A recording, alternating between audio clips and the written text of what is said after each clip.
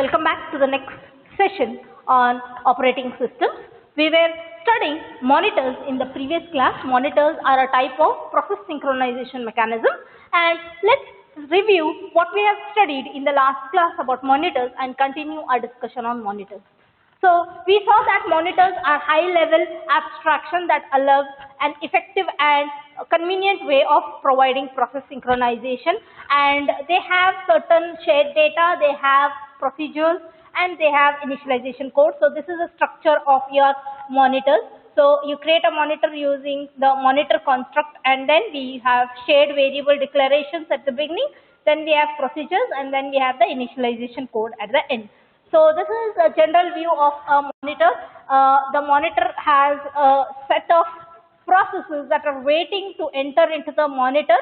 So this is the critical section for code, and these processes will enter into the monitor and execute this code. And in monitors, only one process is allowed into this section of operations. So only one process can execute a procedure in this monitor. So it can use shared data and it can use the initialization code. So at the beginning only the initialization code is executed, and you have the monitors executing these procedures one after the other. So once a process enters into the monitor, it will execute the procedure that it wants to and then exits from the monitor. Once it exits, the next process that is in the waiting queue will enter into the monitor. So this is how a monitor works. Monitors can have conditional variables. Now, these conditional variables are the variables which a process can acquire when they want to enter and execute procedures in the monitor. So here, for example, you have condition X and Y. So there are two operations on these conditions. Any number of conditions that you declare, they will have two operations, wait and signal. So a process needs to acquire one of these conditions and execute the wait before it enters into the procedure and executes the procedure, and then when it finishes, it will execute the signal so that other process who is waiting on this condition for entering into the monitor will get that chance to enter into the monitor. So there are two operations, wait and signal. Extract wait when executed, a process that invokes the operation is suspended until extract signal. So another process, until unless it does not execute the extract signal, this process who has executed the extract wait has to wait. And then signal, extract signal, a process P1, if it has entered into the monitor and P2 is trying to enter the monitor, P2 will execute the extract wait and P1 should execute the extract signal when it finishes its task in the monitor. So when it finishes its task in the monitor, P1 will execute the extract signal so that P2 knows that P1 has finished its task in the monitor, and hence P2 can enter into the critical section. If there is no process that is waiting for entering into the monitor, then extract signal will have no effect because there is no process that is waiting. Extract signal is only to tell the waiting process that you can enter the monitor. So here there is a monitor view with conditional variables. So if you can see here, there is X and Y condition, there is a queue for X condition, and there is a queue for Y condition. Three processes are waiting for X and two processes are waiting for the condition Y, and there are some processes that are waiting outside the monitor as well. So it means that a process who has already adopted condition X must be executing in this procedure. It must be executing one of the procedure. Similarly, a process who is waiting for Y will execute a procedure in this monitor. However, they are two different procedures and two different conditions. So there is no issue, they are working together. So there is a queue associated with X and Y conditions, and the rest of the monitor is the same. So what happens if the process P invokes X dot signal and a process Q is suspended in X dot wait? What should happen next? Now the question is that process P1 is in the monitor. So if you consider this diagram, this is shared data, this is the procedure, and this is the initialization code. So supposing P1 is present here, it's executing one of the procedures, okay, and P1 is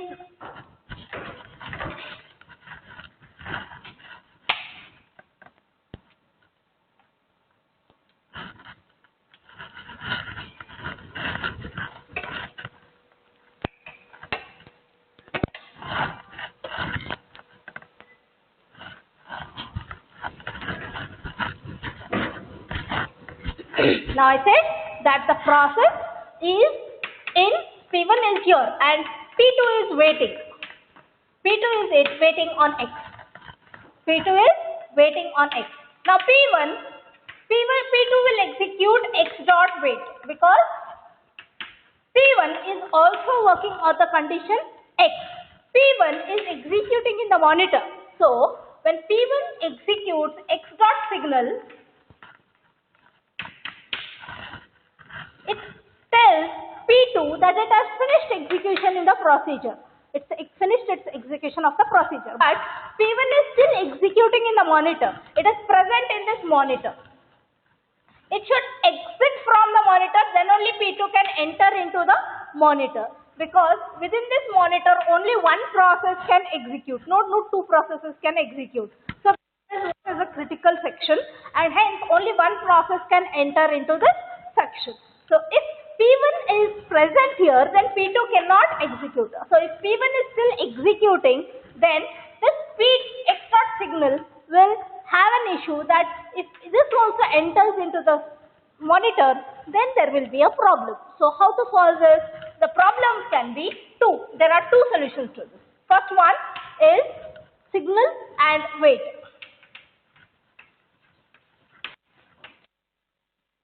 Second solution is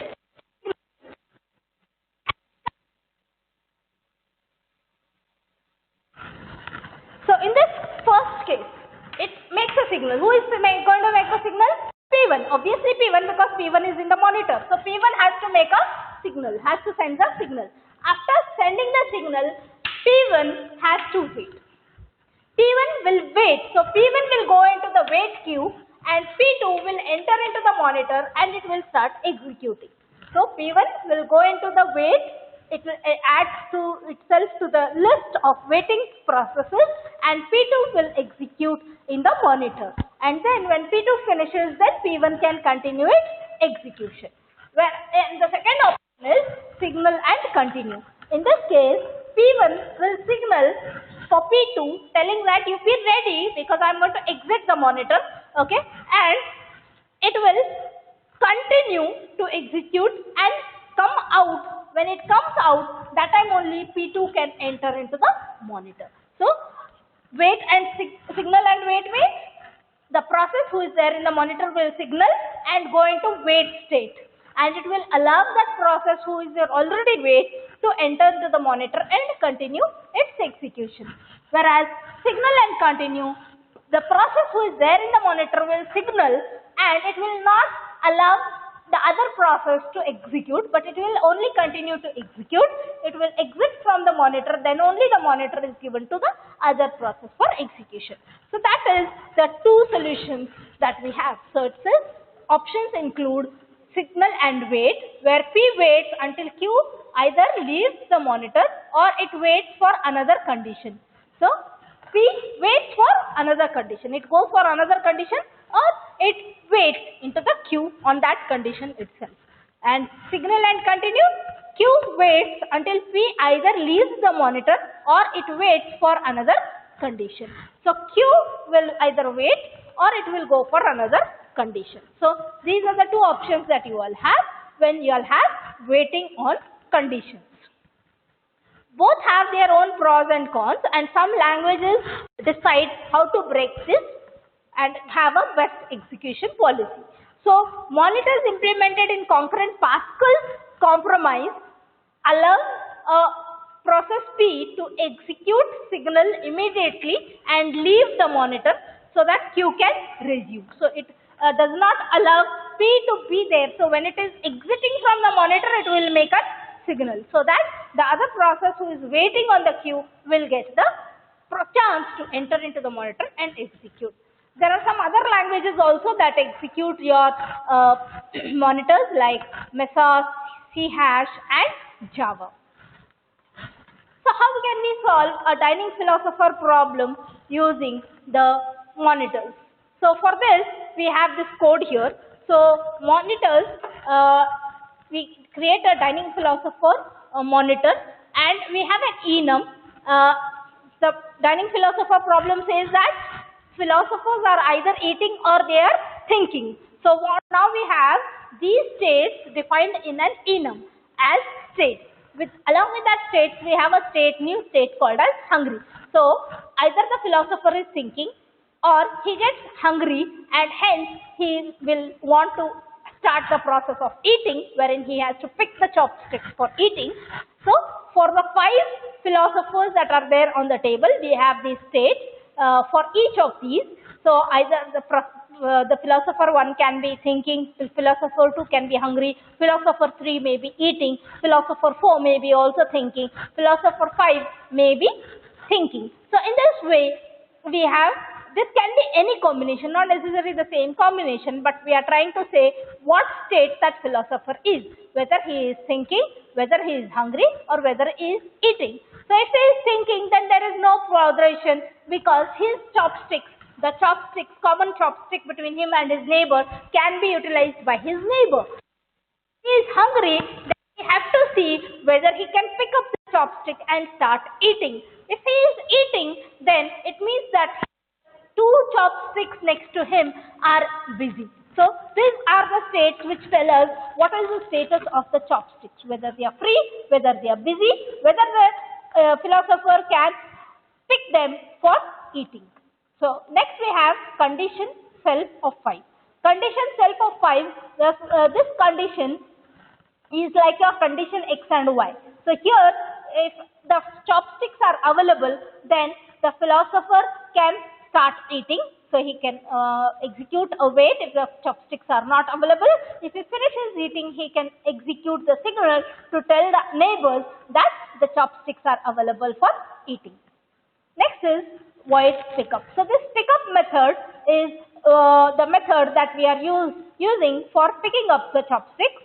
We have the pick down, put down method procedure in the monitor, which tells us how to put down the monitor, how to put down the chopsticks on the table back, and we have a test to see whether the chopsticks are available. So let's understand each of these code one by one. So let's start with test only. So test, supposing the philosopher I indicates here 1, means we are talking about the philosopher number 1. So if state of I plus 4 mod 5. So what is I? I is 1. I plus 4 is how much?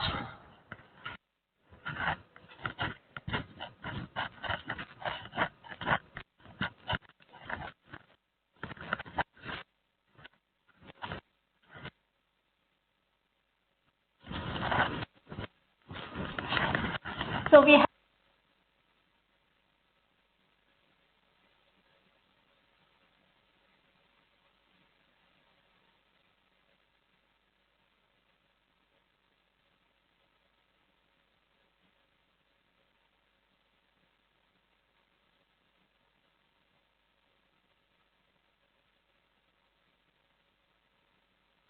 testing for the ith philosopher, whereas I is 1. So the first philosopher.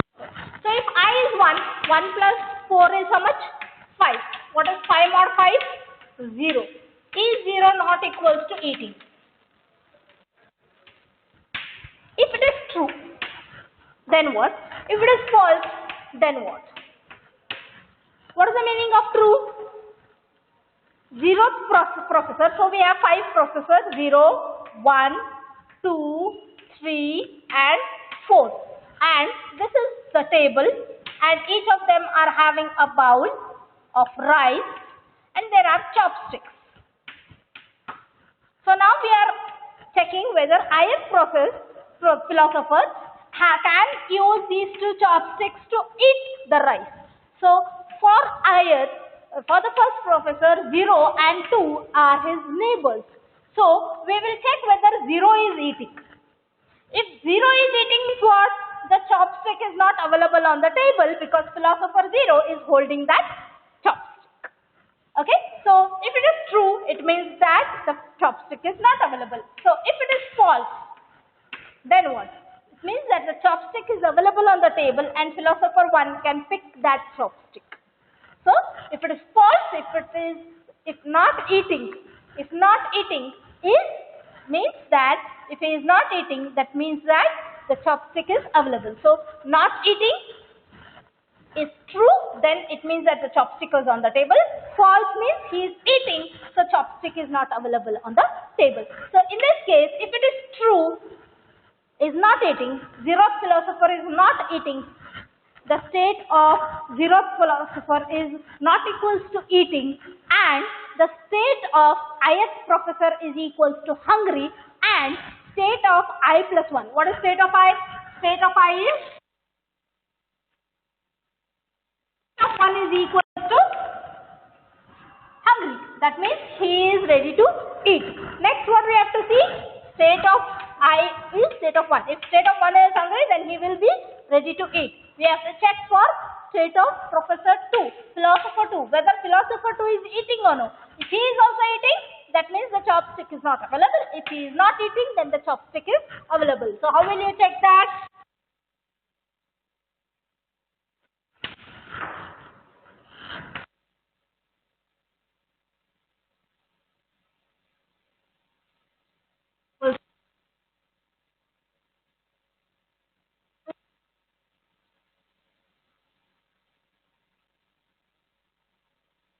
Second philosopher is the neighbor of first philosopher. Is second philosopher eating? If he is eating, then the chopstick is not available.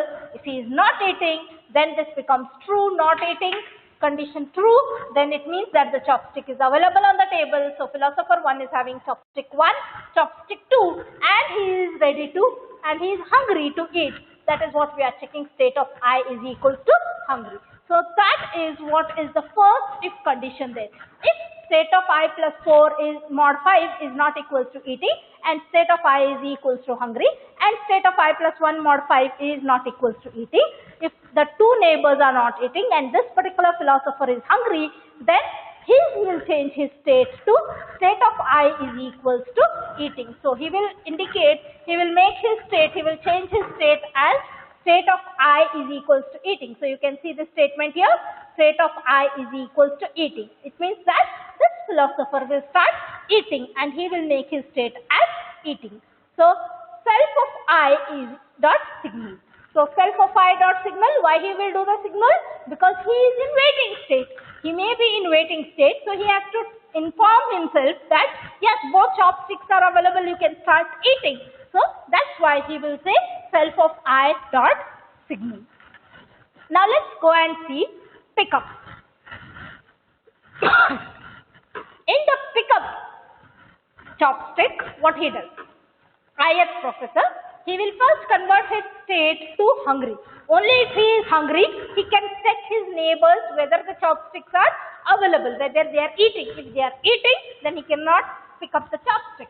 If the neighbors are not eating, then he can pick up the chopstick. So he will check whether the state of, he will set his state as hungry. Then he will call the test method. The test procedure will see whether the neighbors are eating. If they are not eating, then he will take up the chopstick and he will signal. Once he does that, if state of I is not equals to eating, so why will this state of I not be equals to eating? He has gone to the test condition and he finds out that one of his neighbors, now if ith professor is trying to pick up the chopstick, he executes the pickup method procedure and he checks whether the two neighbors are eating. If any one of the neighbor is eating, then he will not be having the chopstick to eat, and hence he will call this statement, if state of I is not equals to eating, if his state has not changed in the test method, that his state is still hungry, in that case he will call the self of I dot wait. So this wait method will make this philosopher to wait until unless the person the neighbor whom is eating, the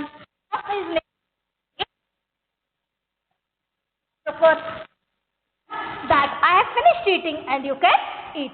So where will this signal happen? This signal will happen in test, and that will happen when he will put down his chopsticks.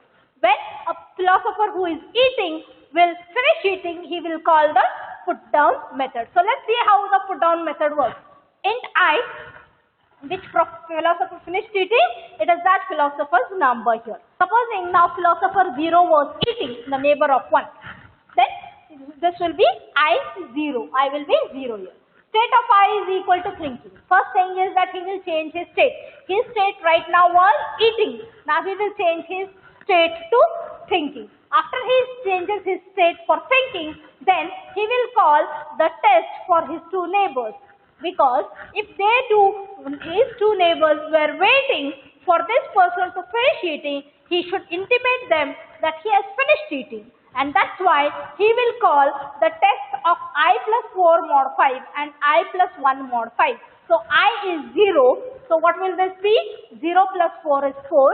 4 mod 5 is 4. So who is the neighbor of 0? Is 1. How we get 1? 0 plus 1 is 1. 1 mod 5 is 1. So that's why he will call the test on his neighbors, so that his neighbors, if they have executed the self.wait, then they can execute the self.signal and they can start eating, because the chopstick that this person was using, maybe his neighbor is waiting for it.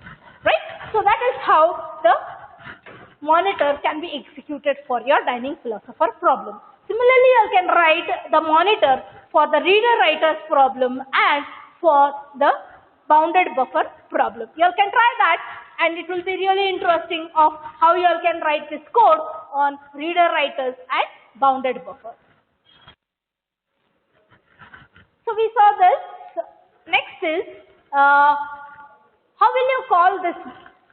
So we can call this by each philosopher I invoking the operation pickup and put down in the following sequence.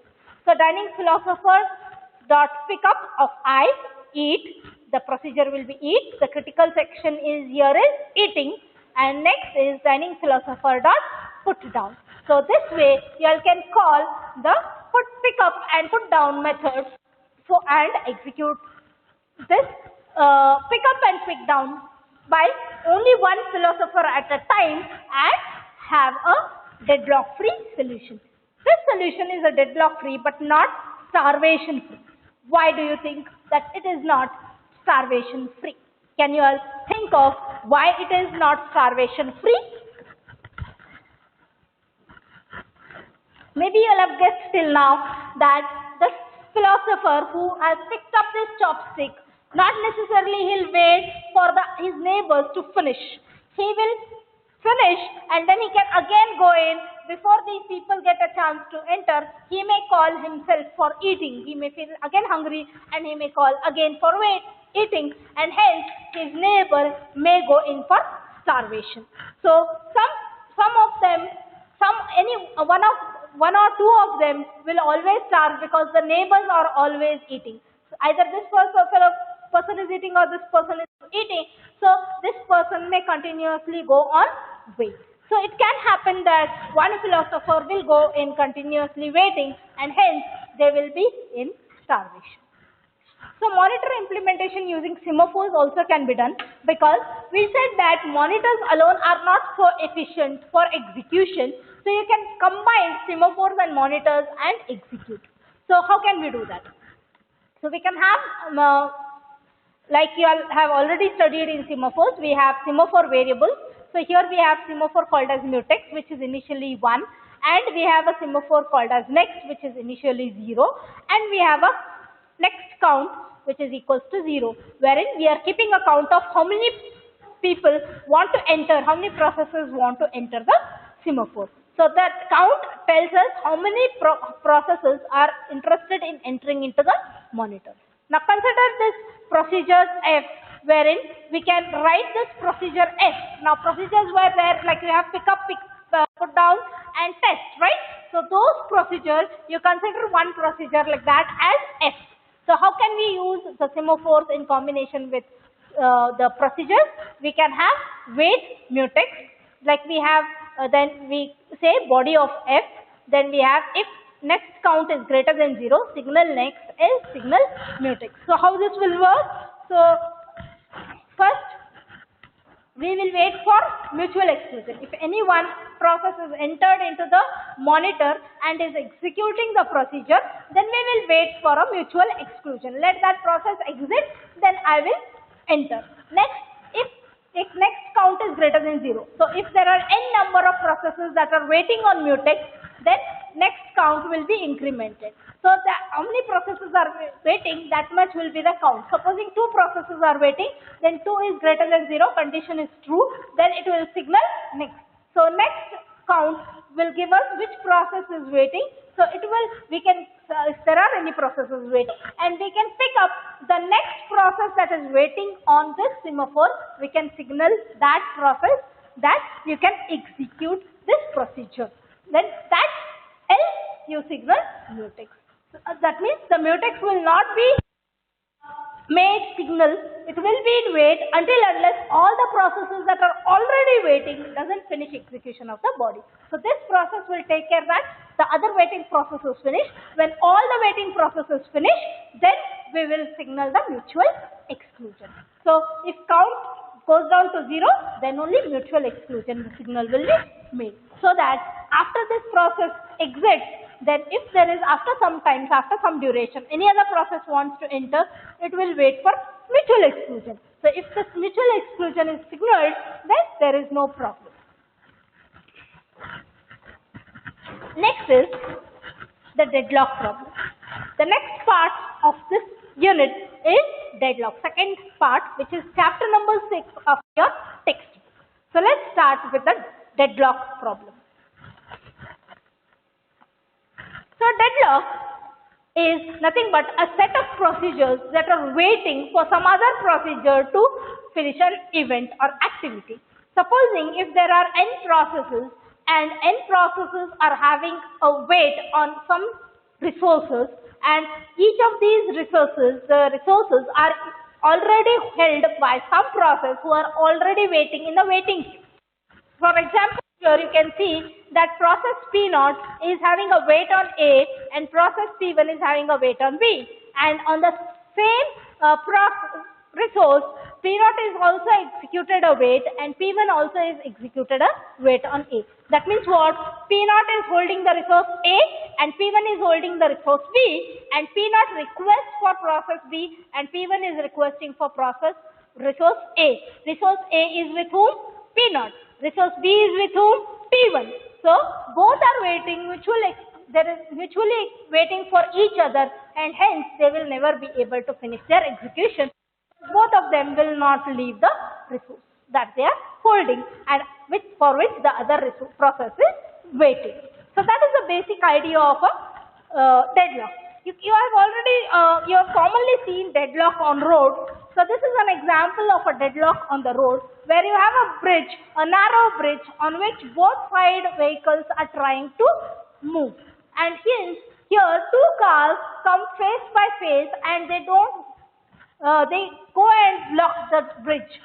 So what happens is the cars that are waiting on the other sides of the bridge will keep waiting until one of them takes back. So in this case, if you consider an operating system scenario, that means there are n processes that are waiting for that resource.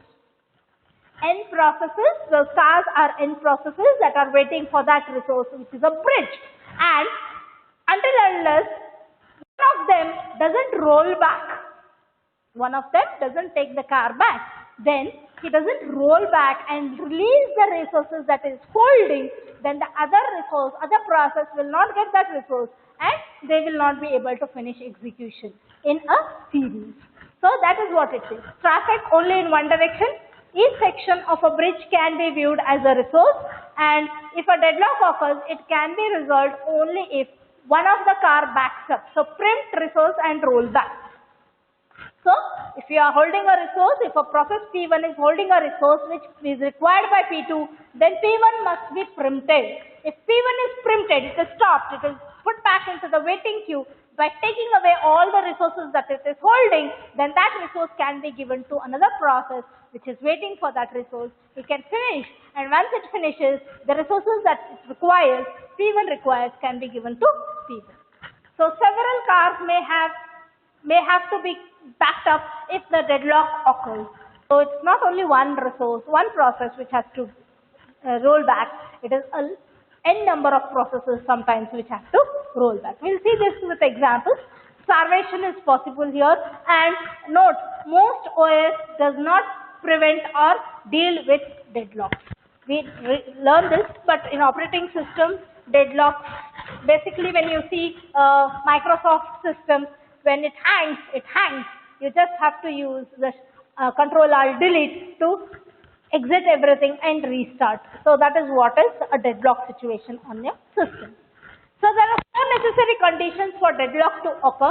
The first one is mutual exclusion. What is mutual exclusion? Mutual exclusion means once a resource is allocated to a process, that resource cannot be used by another process. Any resource, when it is allocated to a process, only that process should use that resource. Until unless it does not release that resource on itself, the operating system will not preempt it and not take the resource back. So that is what is mutual exclusion. Second one is hold and wait. In hold and wait means I already have a resource in my hand and I want another resource. I am waiting for another resource. So I am not going to use this resource and release it until unless I don't get that other resource that I am waiting for. So until unless I don't get that other resource which I am waiting for, I will not release this, and that resource may be held by another resource who is waiting. So in that way, all will have to wait because there is hold and wait. Next one is no preemptive. No preemption means operating system will not preempt a process, it will not take the resources back, and it will not make the process wait into the wait queue without the resources, so that these resources which is holding will be utilized by somebody else. So if there is no preemption of the processes, then there will be obviously deadlock situation. Next is circular wait. A circular wait is that process P1 is waiting for P2, process P2 is waiting for P3, process P3 is waiting for P4, and P4 is waiting for P1.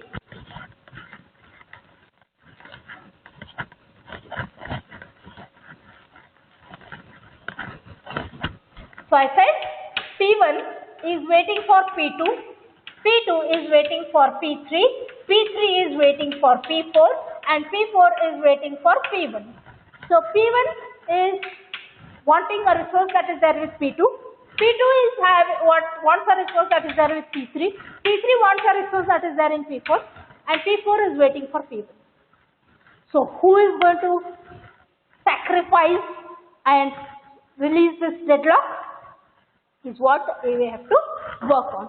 We have to have solutions wherein we can take care that such circular wait does not happen and processes do not hold and wait. We should be able to preempt a process if the resource is held by it and it is in the waiting queue, and then we have mutual exclusion.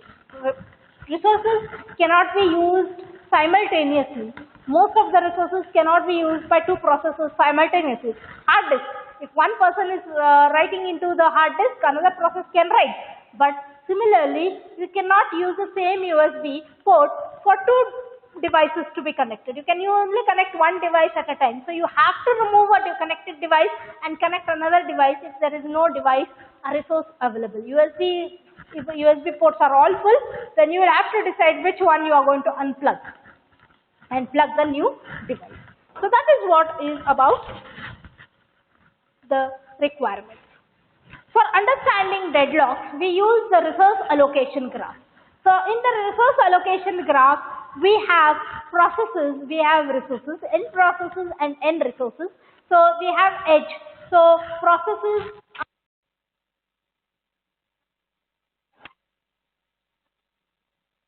square boxes. Processes, if they are having to a resource, it means that this process is requesting for a resource instance of R, and a process, it means that this resource is allocated to this process. So is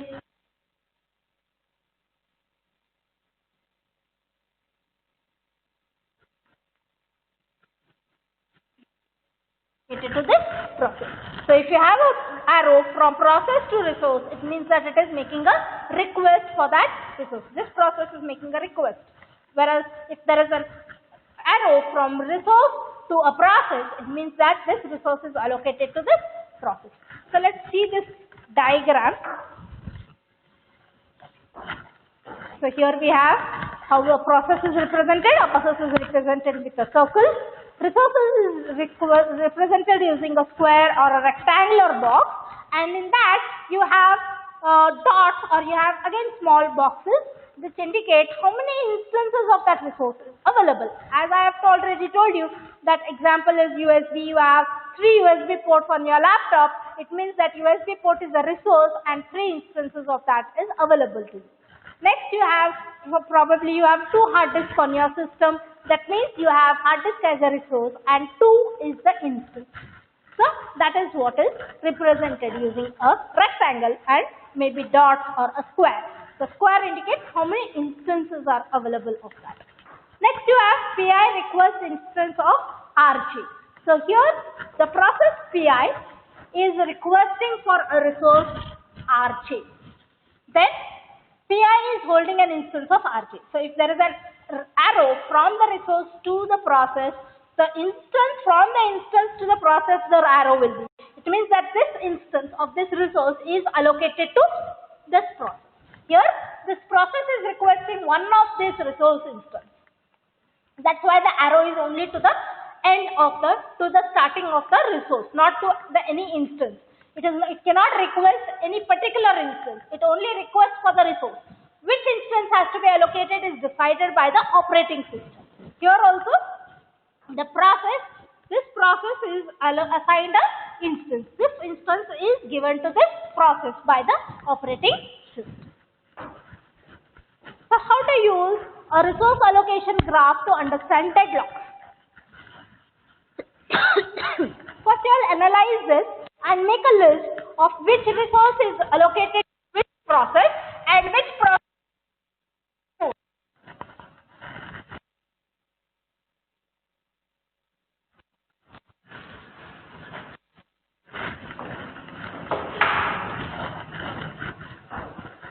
I hope you have already made a list. Let's see how your list matches to my list. We have process P1, we have process P2, and we have process P3. So let's understand what are allocated and what are requested. This process P1, which you have to say in arrow to P1. When you are checking allocation, check the arrow which is incoming to that process. So R2 instance is allocated to P1 because the arrow is towards P1. So that means allocated resource, its name is R2. R2, one instance is allocated. Next, P1 is requesting for R1. You can see from P1 there is an arrow to R1. So P1 is requesting an instance of R1. Next, R1 is allocated to P2. R1 is having only one instance. One dot indicates one instance.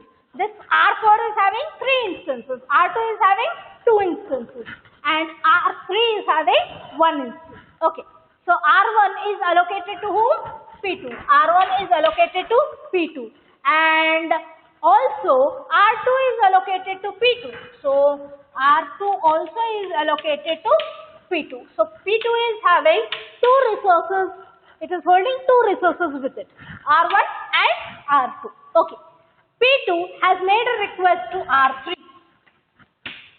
P2 has made a request to R3. You can see that there is an arrow from P2 to R3. That means it has made a request to R3. R3 instance is available with P3. So R3, that instance is available with P3. Okay. So all are done. P3 has not made any request for any additional resources. Okay, so do you think there is a deadlock here?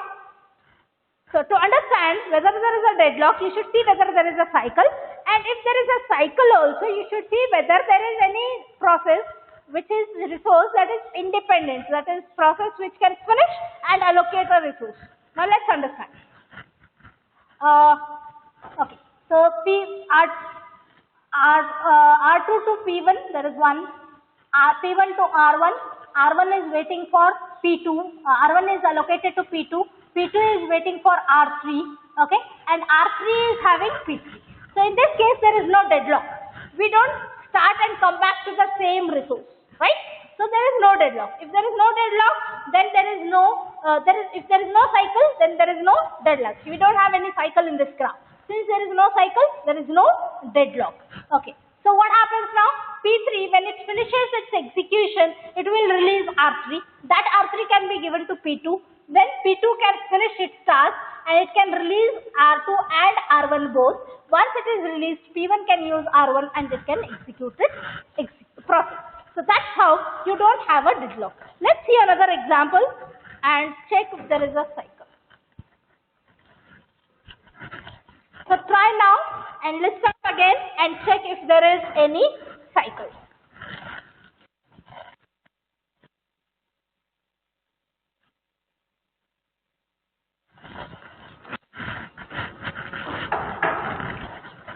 So in this case, if you see, I think there is a cycle. R2 is allocated to P1, P1 is waiting for R1, R1 is allocated to P2, P2 is waiting for R3, R3 is waiting for P3, P3 is again waiting for R2. There is a deadlock? Yes, there is a cycle. But is there a deadlock? Now let's see if there is any way that any process finishes the execution and the resource is released for somebody who is waiting. Okay, let's see P3. P3 is holding R3 and it is waiting for process. It is waiting for resource R2. And P2 is holding R1 and it is waiting for P2.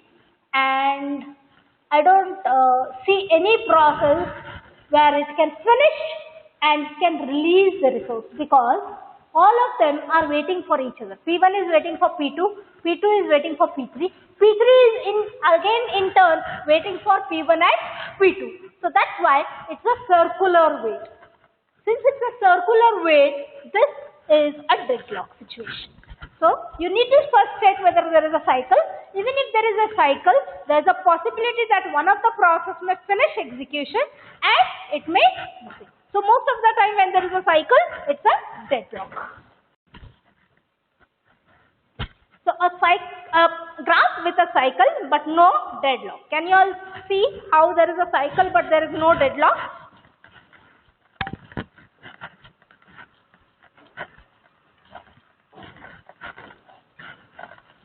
So let's start again.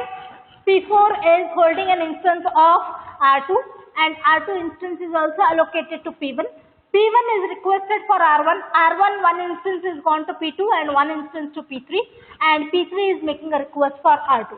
So there is a cycle. So if you see R2 to P1, P1 to R1, R1 to P3, P3 to R2. So there is a cycle. But in this case, there are two independent processes which can release their resources and break this deadlock, break this cycle. So if P4 finishes its execution, it will release this instance of R2 which can be acquired by P3, or P2 will finish its execution and it will release the R1 instance and that can be given to P1, and in this way we can break this deadlock. So even though there is a cycle, there is a chance that that deadlock can be taken care because there are independent processes also that are not present in this circular wait. So what are the basic facts? The basic facts here what we have understood is that a graph can contain no cycles. If there are no cycles, directly you can conclude no deadlock. The second one, if a graph contains a cycle, then there are two chances. Either there is a deadlock or there is no deadlock. If only one instance per resource type, then deadlock can occur. If there is only one instance of that resource, then a deadlock can occur. If there are multiple instances of that particular resource, then there is a possibility that there cannot be a deadlock. That deadlock can be resolved. So what are the methods for handling deadlock? You can ensure that the system will never enter into a deadlock state if you take care of deadlock prevention and deadlock avoidance. There are certain algorithms for deadlock prevention and deadlock avoidance in this chapter, and there are problems based on them also, which you all will be getting in your exams, which you all will have to solve. Okay, so allow the system to enter the deadlock state and then recover. That is one option. Second option is ignore, thinking that there is no deadlock, nothing is going to happen, and the system will not halt. And if it halts also, you have an option called as Control-Alt-Delete, which you can again resume execution. So most of the operating systems, including Unix, go with the second option.